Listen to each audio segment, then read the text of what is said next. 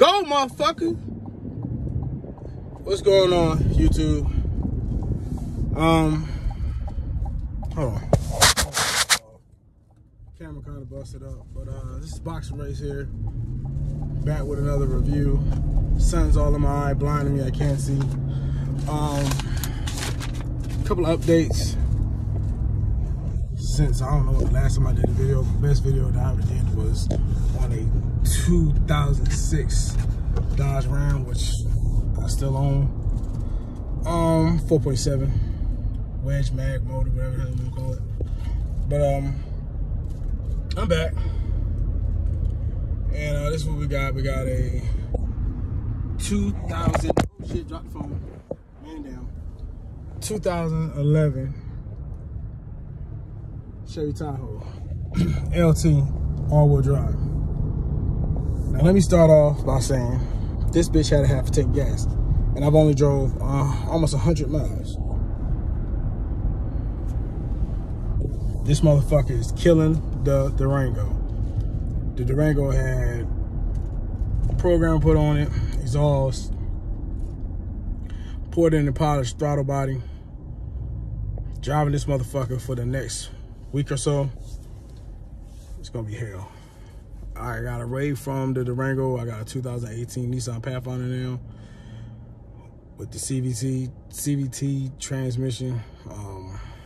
So far, no problems.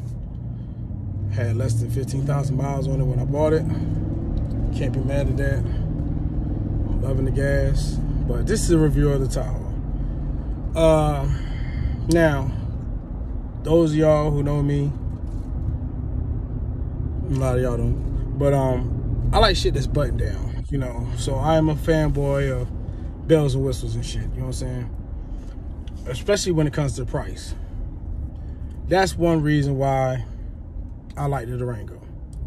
I ended up getting my girl a Toyota Highlander. I'm gonna do a review on that. But basically, y'all who got Toyotas know Toyotas are buttoned down to the gill.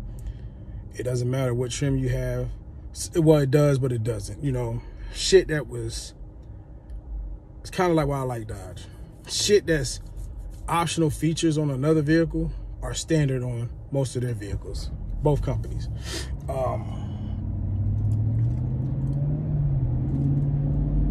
For what it's worth, this is an LT version. As you can see, there's no sunroof at all. I have tried out a couple of features, but I don't think they're working. I tried the no-touch tailgate thing. It's not working. It's not even off or anything like that. I don't even remember seeing an option for it. It does have Apple CarPlay and all that stuff, Android Play and all that, which is pretty cool. I'll give it that. You know, my car doesn't have that, but I really don't need it. I enjoy the infotainment system that my car has. The Durango didn't have that. Now, my 2018 Durango, I think it might have it. Yeah, I think it does. But my 11, the RT, didn't have all that. But as far as the amenities, the bells and whistles,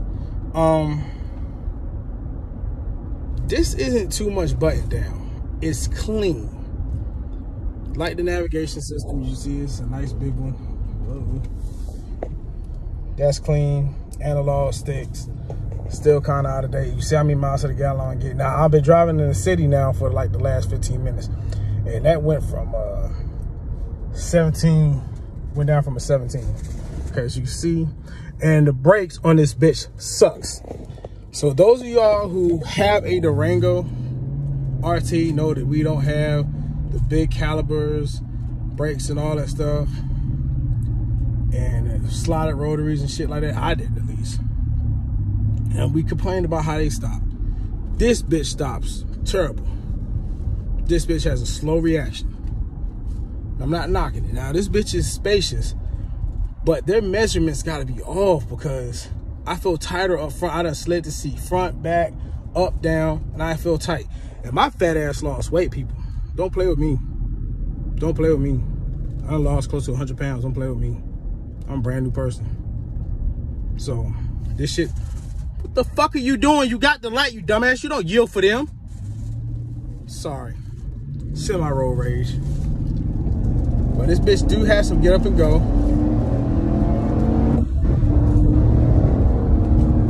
You know, it sits you back, but I contribute that more to the 10-speed transmission that it has. But the Durango shit all over it.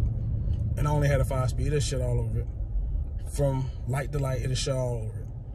Hi, how you doing? Guys just nodded his head at me. But crack heels. Okay, so I haven't been in a Chevy since 2004. My last Chevy was a Chevy Trailblazer.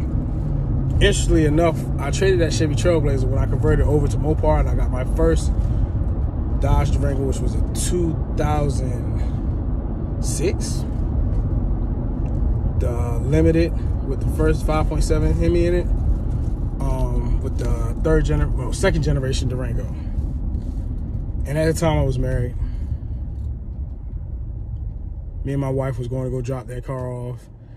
No, we were going to go drop off the Trailblazer. We already had the other car, so it was like after hours, and so we were just gonna drop it off and, you know, drop the key in the key slot and go on about our way with our brand new vehicle. And she wanted to race, and she was driving the Trailblazer. It wasn't pretty. Now the Durango was brand new, had hardly any miles on it. But the Trailblazer just walked away from it. The Trailblazer had quarter intake, chip, and exhaust. Yeah, inline 4.2. That little motherfucker was stroked. Back then, I wasn't worried about gas mileage. I wish I had never got rid of it after I seen how bad it pulled away from me. But then when the Durango broke in, it broke in. It was whooping ass. But back to this vehicle, the Tahoe.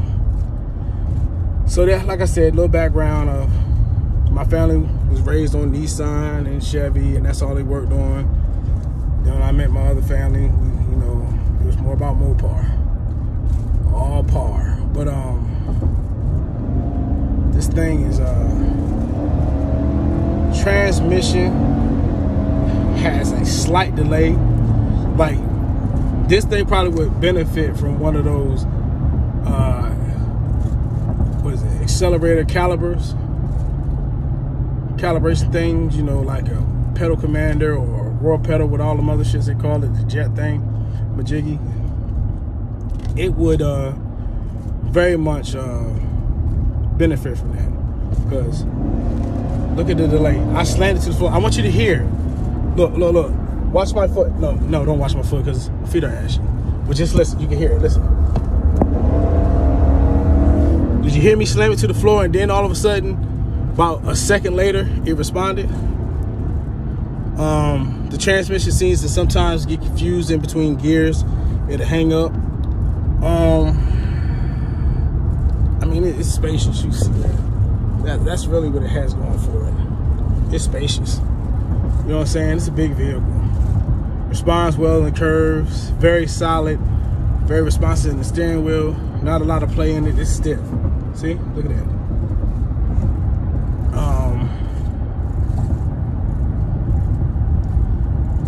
Looking out of the window, very good visibility.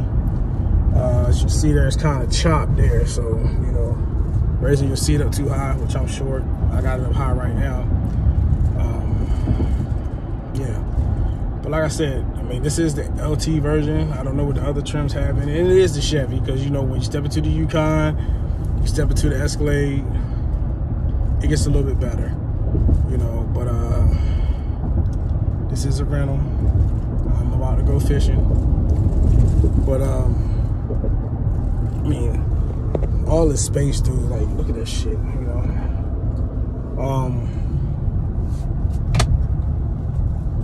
It's got a wireless charging right there and stuff. That was a great turn on, you know, when I seen it. I was like, ooh, wireless charging. What can I say about it? I mean, very fast. Got a lot of, you know, good takeoff and shit like that. Moderate. Don't really feel like it looks. It looks more heavier than it feels. overall, it's a solid vehicle from what I'm, from what I got. I might give an end of the week review of when I get ready to turn this thing back in, what it can really do, what I noticed. They gave it to me with a half a tank of gas, and there you go. You see what the outcome is. Almost on E, 104 miles, 16 miles to the gallon, okay? Now, can't do a 0 to 60 test, because as you can see, we're in a nice little neighborhood here. We're going fishing, but, I want to strike it. I want to take it down to, that's about 30 miles an hour. We're going to strike it.